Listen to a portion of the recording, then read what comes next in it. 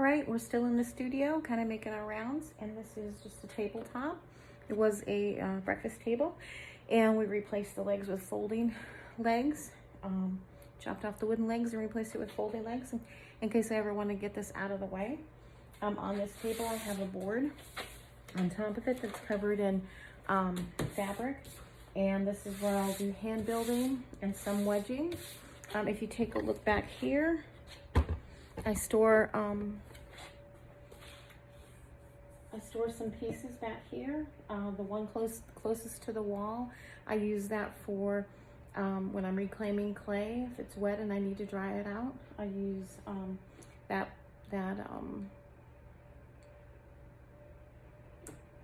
material. And then in front, I have several sprig molds that I have been using to add sprig molds to the outside of my pottery. And there's a few more back here, and I can one day show you how to make sprig molds.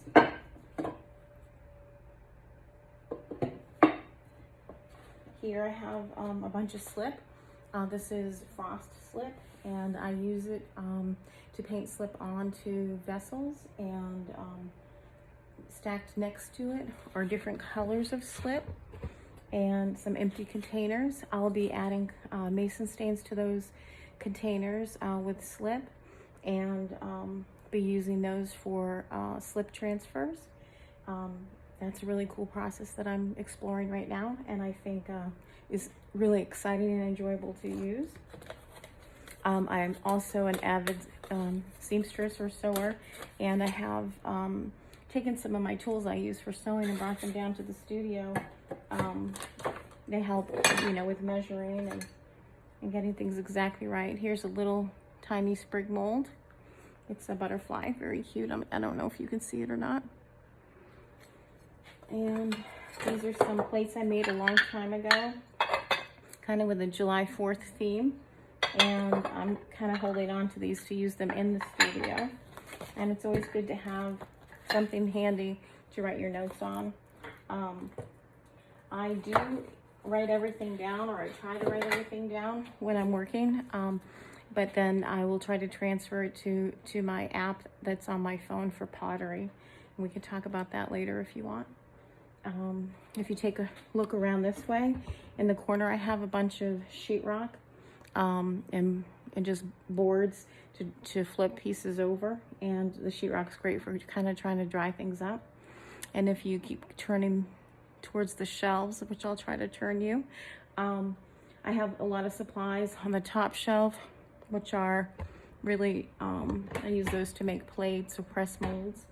And the second shelf, I have a lot of kitchen household items that I use in my process, and some styrofoam molds I made just for fun. The next shelf, I have wooden shapes that can make impressions in my work, and I kind of love working with those. They're kind of different. And I have some rollers on that shelf as well. And then the next shelf, I have my air pen I use for slip trailing, and a number of other tools and gloves, and I have a magic bullet and immersion blender. I use those for making small batches of slip. Then the bottom shelf has paintbrushes and writing utensils, and then also some really cool molds and some more cookie cutters. So that's what's on those shelves. Below, I think you can see, I have one plastic bucket full of towels, and then a couple of other plastic buckets that, one is full of plastic and towels, and then the other one is full of my sprig molds. After I've made them, I just store them in that container and just keep them misted so I can use them when I want to use them. As we work our way around the room, I have a 3, 4, 5 drawer. Can you see it? 5 drawer in the shelf, and it's on wheels also, so I can just pull that around to wherever I'm working. Super handy. And I have all my sanding tools above on top. And then here we kind of skipped over this area. This is all reclaim. Well, this isn't, and this isn't, but this is all reclaimed clay that I like to use before I open fresh clay. And also, if you take a look here, I have a lot of different types of supplies. Here I have patterns for molds or patterns for cutting, and different shapes that, you know, that I like to make. So those patterns are in this drawer. And then the next one is kind of some texture tools and some plates and different shapes.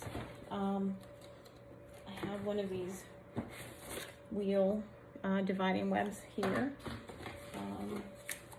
And then some notes and some other odds and ends. And then the bottom drawer I have some supplies for making decals, and quite a few things in here really, but we can get into that another time. This is all decal making stuff with a clear coat. It's kind of like do it yourself with a clear coat. So then this next bucket of tools, this is where I keep my mason stains and my china paints, some swabs, and my ink blotter for potter's ink blotter, and some really pretty colors in here, sky blue. And then the next drawer I have some slip trailers and kind of some odds and ends, shells to make impressions, and some rulers and some wooden pieces I use to make molds. And then down here I have both molds I've made and some commercial molds. So lots of molds. And you come around this way. I have, let's see if you can see. I don't want that in your way. Okay. This cabinet I mentioned earlier, the top has all sharp implements in it, carving and pointy tools. And then the second one is all my kind of my wood tools, things like this, and then also ribs, wooden ribs, some lifters. One day I'll have to show you how to use these, but these are fantastic. These are WYSIWYGs, and I use them to make perfect shapes. And I do like things to be perfect, so I have several of those in here, and they make all different shapes. And trimming tools, odds and ends. This drawer has sponges, scales, some cookie cutters. Down here, more cookie cutters, larger ones. And then the bottom is kind of odds and ends. I use this to make texture, and some more cookie cutters and a few face masks. And down here are all my boards, and I just kind of leave them against the floor there behind my wheel, behind my chair and my wheel. And then I have a second wheel opposite this wheel, which is right in front of it. I think you can see it. Yep. So I have two wheels, and that's just in case somebody wants to take a class, kind of have a private lesson with throwing pottery. I also can use one for darker clays and one for lighter clays, like one for porcelain and one for red clay. And then I think you've already seen the kiln area. I have a hood above it my husband made right there. And then this is my toolbox, and I'm in the process of organizing that. And let's see, this cabinet over here has all my supplies for the kiln. And if we come around this wheelie cart, I'll just move it out of the way. These are all my underglazes and a few low fire glazes, and some other things, boards. And then over here in the corner, my husband has his tools for the car, and then I have a lot of reclaimed clay here on the shelf, and I'm kind of trying to work through all my reclaimed clay. I have a sink with hot and cold water and lots of reclaim to work through. So the rest of this is garage stuff for the household. So that's basically the tour of the garage. I'll bring you back to the beginning where we started the tour, over here at this rolly shelf where I keep all my glazes and molds. So that's pretty much it. That's pretty much everything that I work with.